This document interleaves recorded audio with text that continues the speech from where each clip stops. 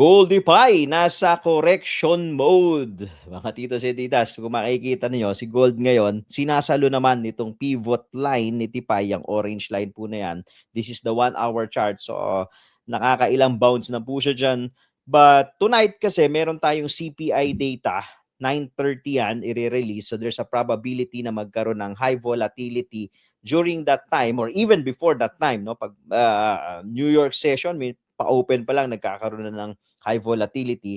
Meron tayong nakikitang support kung sakali mang bumigay yung pivot area, yung orange line na yan.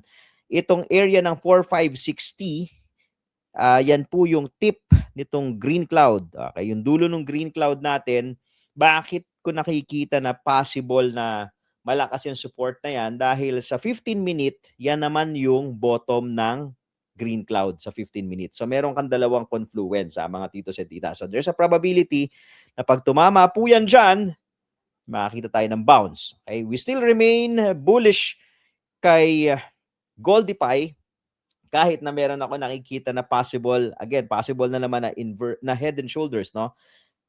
Left shoulder, head, and right shoulder. So para ma-negate yung head and shoulders pattern na yan, kailangan nating i-break tong trend line na to, and of course, itong psychological resistance na